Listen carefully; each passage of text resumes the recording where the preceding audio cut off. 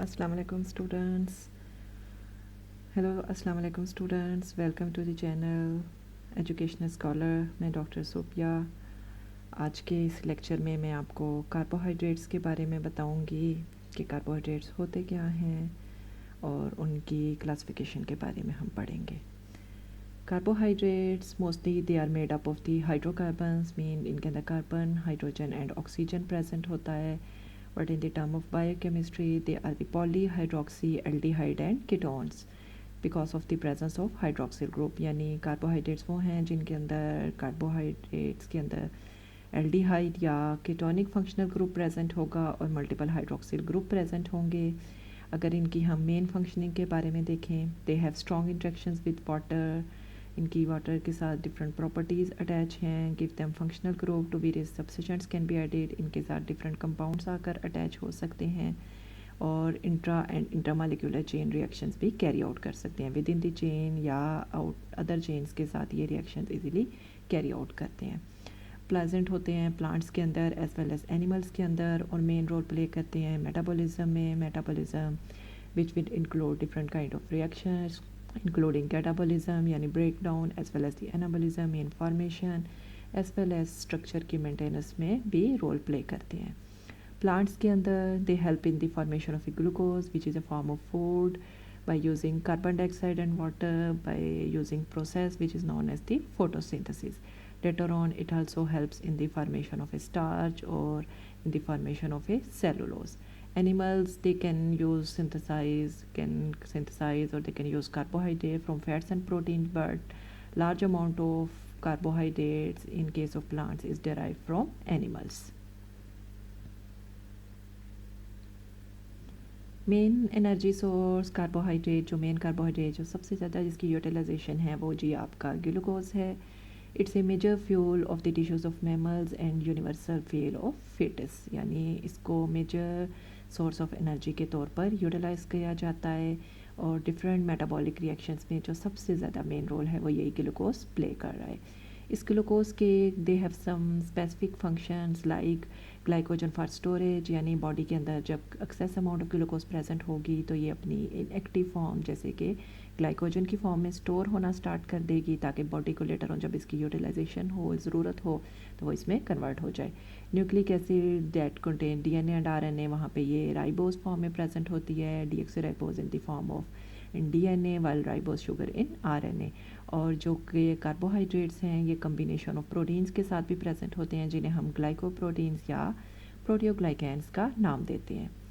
Carbohydrates के अच्छे uses के अलावा समटाइम्स इसके डिजीज़ भी एसोसिएटेड हो सकती हैं। फॉर एग्जांपल डायबिटीज़ मेलाइटस जिसमें शुगर का लेवल हाई हो जाता है। Glycogen storage disease mean inactive form of the glucose, यानी ग्लाइकोजन की जब बॉडी के अंदर यूटिलाइजेशन स्टार्ट हो जाती है।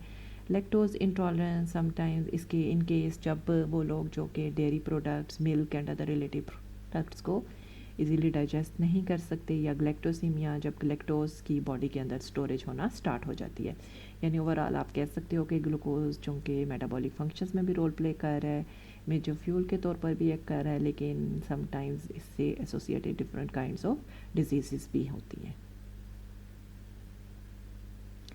Classification, as I already told, it contains hydrocarbons, mean carbon, hydrogen and oxygen present होता है। क्लासिफिकेशन देखें तो इसे हम मेन 3 टाइप्स में डिवाइड करते हैं, मोनोसेक्राइड्स, ओलिगोसेक्राइड्स एंड पॉलीसेक्राइड्स। ठीक है, मेन मोनोसेक्राइड जिसमें सिंपल शुगर्स प्रेजेंट होती हैं। ठीक है, जब सिंगल शुगर प्रेजेंट होगी based on the number of carbon atom they could be triose, Tedros, pentose and hexose. ठीक है, इसमें कीटोनिक फंक्शनल ग्रुप भी प्रेजेंट हो सकता है या एल्डोडिक। डाइसेक्राइड जब 2 मोनोसेक्राइड्स आपस में लिंक कर जाएंगी, कोवेलेंटली लिंक मीन ये जो लिंक है ये स्ट्रॉन्ग लिंकेज होगा, ग्लाइकोसिडिक बॉन्ड होता है जो कि 2 कार्बोहाइड्रेट्स को आपस में अटैच करने में आपको हेल्प करेगा। फॉर एग्जांपल इसे डाइसेक्राइड का नाम दे देंगे। जब 3 या 4 मोनोसेक्राइड्स आपस में अटैच होंगे इसे ओलिगोसेक्राइड्स का नाम देंगे। और जब मल्टीपल आपस में कार्बोहाइड्रेट्स आकर अटैच हो जाएंगे then they will be known as the polysaccharides. Polysaccharides mean जब मल्टीपल आपस में अटैच होते हैं और इनका मॉलिक्यूलर वेट भी हाई होता है, that's why they are known as the high molecular weight polymers. Composed of simple sugars भी इसमें अटैच हो सकती हैं या डेराइव्ड शुगर्स भी। डेराइव्ड शुगर्स और सिंपल शुगर्स का कमिंग स्लाइड्स में आपको पता लग जाएगा। इसकी एग्जांपल आप स्टार्च के ले सकते हो, ग्लाइकोजन ले सकते हो, glycogen which is inactive form of glucose in case of animals, while starch जो है ये प्रेजेंट होती है इन case of plants. Next, monosaccharides which contain aldehyde as well as the ketonic functional group, both are shown over here. Aldoses for example glucose जिसके एक and पे आपको नज़र आ रहा है कि aldehyde group present है। सेकेंड कीटोसिस मीन इसके अंदर ketonic functional group present होगा। इसकी एग्जांपल आपको दे दी गई है फ्रुक्टोज C+O जिसे ketonic functional group या कार्बोनाइल ग्रुप भी नाम दे दिया जाता है। डी एंड एल यानी डिफरेंट कन्फिग्रेशंस यानी डिफरेंट आइसोमर्स एग्जिस्ट करते हैं, जिन्हें D L and L based on the configuration के इनका कार्बन सिमेट्रिक कार्बन किस तरह से प्रेजेंट होगा। और अगर हम प्रोजेक्शंस देखें तो on the basis of their chains open chain या क्लोज चेन प्रेजेंट होंगे कार्बोहाइड्रेट्स, तो ओपन चेन की बेस में इन्हें हम फिशर प्रोजेक्शंस का भी नाम दे देते हैं। यहाँ पे आपको ग्लिसरल्डिहाइड की एग्जांपल दिखा दी गई है और नीचे आपको फिशर प्रोजेक्शंस इसकी दिखा दी हैं, क्योंकि कार्बोहाइड्रेट्स जो हैं ये ओपन चेन फॉर्म में भी एग्जिस्ट करेंगे। इसके अलावा कार्बोहाइड्रेट्स जो हैं वो आपके रिंग फॉर्म में भी एग्जिस्ट कर सकते हैं। हेमी एसिटल एंड हेमी कीटल यानी आपको मैंने बताया कि two kinds of functional group present होते हैं, aldehyde functional group and ketonic functional group in case of carbohydrates. तो जब ये दोनों अल्कोहल के साथ अटैच करेंगे, सपोज अगर aldehyde react with an alcohol, it results in the formation of a hemiacetal, while when ketonic functional group reacts with that of the alcohol, it helps in the formation of a hemi ketal. Hemi means half. यहाँ पे आपको मैं बताया जिस तरह के carbohydrate जो हैं वो आपकी लीनियर फॉर्म में भी एग्जिस्ट करती हैं और इसके अलावा रिंग फॉर्म में भी, यानी जो लीनियर फॉर्म है वो साइक्लाइज होकर रिंग फॉर्म में कन्वर्ट हो जाती हैं। जिस तरह से हम लीनियर फॉर्म्स को फिशर प्रोजेक्शंस का नाम दे देते हैं, उसी तरह हम रिंग फॉर्म को हेवर्थ प्रोजेक्शंस का भी आप नाम दे देते हो। Cyclic sugars they are known as the Haworth projection. यहाँ पे डी ग्लूकोज यानी आपको लीनियर फॉर्म दिखाई गई है और यहाँ पे इसकी रिंग फॉर्म दिखा दी गई है, टू फॉर्म्स इसलिए कि alpha D glucose as well as the beta D glucose. Pentoses हों या आइदर हेक्सोजेज मीन 5 कार्बन या 6 carbon sugars, they can be cyclise. Glucose जो है किस तरह से कि carbon 1 aldehyde and carbon 5 of hydroxyl group जो हैं वो एक दूसरे के साथ रिएक्ट करते हैं और लीनियर फॉर्म जो है वो आपकी जाके कन्वर्ट हो जाती है साइक्लाइज फॉर्म के अंदर। Sugar derivatives, simple and derive sugars के पीछे भी वर्ड आया मीन जब वो डायरेक्ट शुगर्स होंगी, और डेराइव्स का मतलब है कि जब उनके अंदर चेंजेस करेंगे तो वो अदर फॉर्म्स के अंदर कन्वर्ट हो जाएंगे। यहाँ पे आप देखो तो एक्सट्रीम राइट में आपको सिंपल ग्लूकोज स्ट्रक्चर दे दिया गया है और लेफ़्ट साइड पे और बिल्कुल एक्सट्रीम लेफ़्ट पे और मिडल में जो आपको स्केयर्स के अंदर स्ट्रक्चर्स नज़र आ रहे हैं, they are the derivatives of this glucose. For example ribitol जिस sugar alcohol lacks an aldehyde और ketonic functional group, for example ribitol. यहाँ पे देखो एल्डिहाइड फंक्शनल ग्रुप प्रेजेंट है, लेकिन अगर दोनों किस्म के फंक्शनल ग्रुप्स को इसमें से माइनस कर दिया जाए then it will get converted into ribitol. और आप ऐसा भी कर सकते हो कि 1 पे जो एल्डिहाइड है उसको रिप्लेस कर दो किसी कार्बोक्सिलिक एसिड ग्रुप से, then it will be gluconic acid. और अगर आप इसकी बजाय 6 पोजीशन को रिप्लेस कर दो, CH2OH को रिप्लेस कर दो कार्बोक्सिलिक एसिड से, then it will be glucuronic acid. Sugar acids aldehyde at 1 और OH at 6 is oxidized to a carboxylic acid. In first case it will be gluconic acid, while in second case it will be glucuronic acid. ठीक है, जिस तरह से linear form अपने derivatives के अंदर convert हो सकती हैं, इसी तरह इसकी साइक्लिक फॉर्म्स भी डिफरेंट किस्म के डेरिवेटिव्स में कन्वर्ट हो सकती हैं। यहाँ पे आपको साइक्लिक शुगर का स्ट्रक्चर दिखा दिया गया है और लेफ़्ट साइड पे स्केयर के अंदर जो आपको दिखा दिए गए इसके डेरिवेटिव्स हैं। यहाँ पे जो स्मॉल स्केयर के अंदर हमने हाइड्रोक्सिल ग्रुप को शो किया है, जब इसको हमने रिप्लेस किया एक अमाइन ग्रुप से देन ये चेंज हो गया ग्लूकोज अमीन के अंदर, और जब इस अमाइन ग्रुप में हमने एक एसिटाइल ग्रुप को भी ऐड कर दिया then it get changed into acetyl glucosamine. So amino sugar amino group substitute for hydroxyl group को हमने रिप्लेस कर दिया अमाइनो ग्रुप से, एग्जांपल ग्लूकोज अमीन।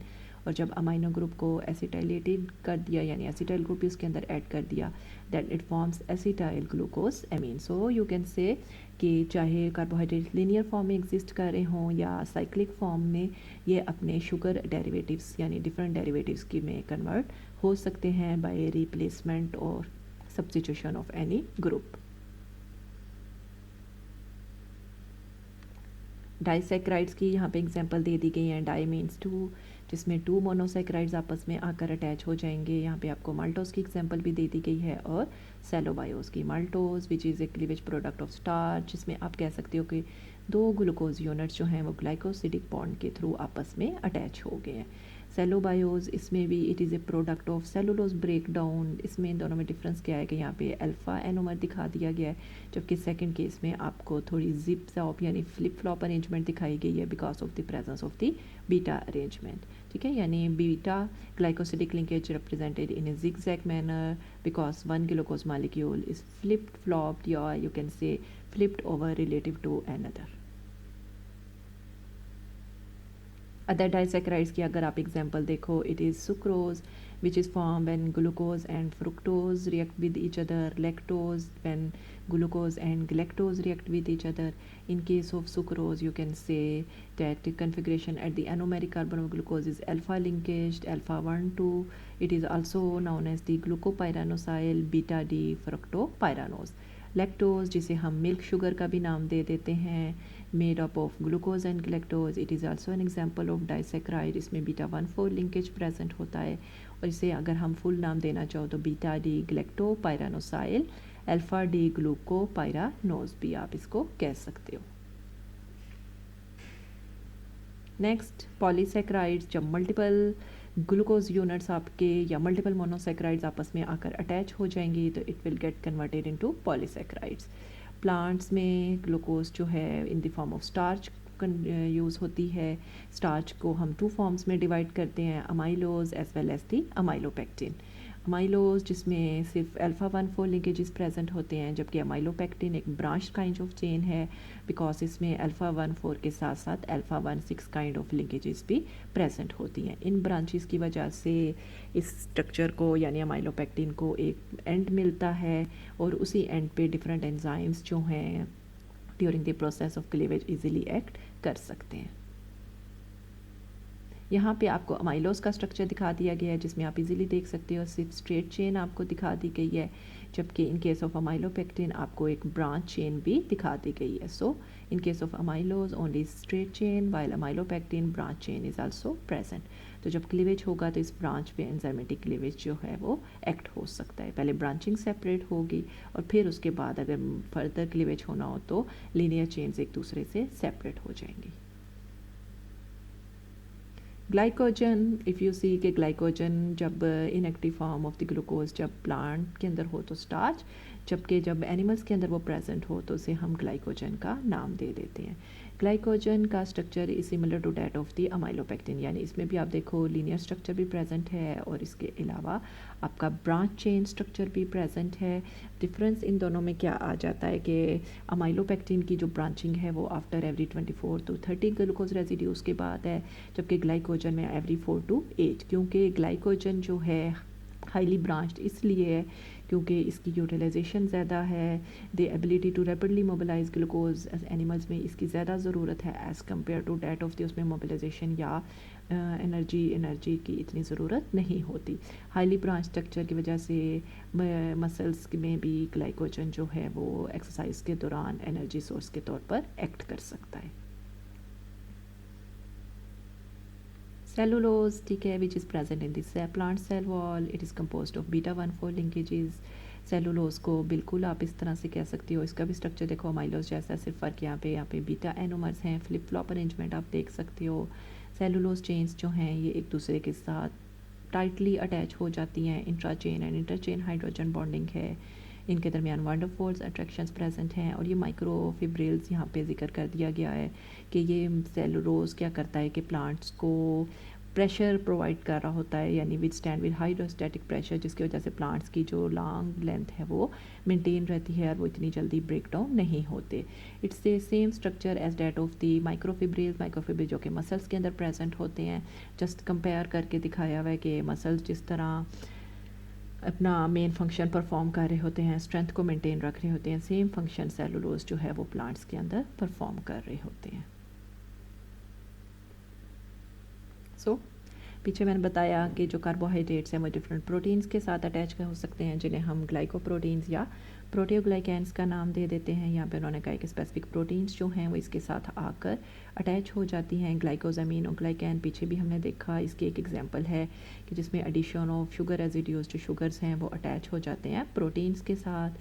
यहाँ पे आपको एक एग्जांपल दिखा दी गई है, यहाँ पे ऊपर डिफरेंट किस्म की शुगर्स अटैच हैं और इसके साथ ASN यानी कि एस्पेरागिन है। होता क्या है कि अमाइनो ग्रुप ऑफ एस्पेरागिन और कार्बोहाइड्रेट्स के दरमियान लिंकेज हो जाती है। Additional monosaccharides are added and linked oligosaccharide chain is modified by removal and addition of residues to yield a characteristic branch structure. It's branching shown over here.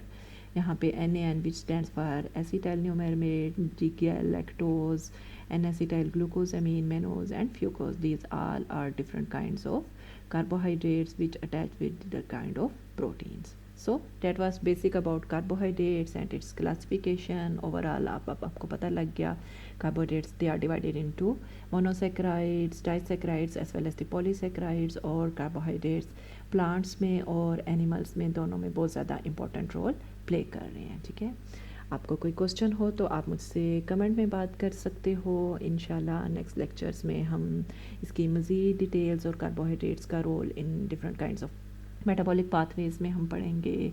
तब तक के लिए अल्लाह हाफिज़।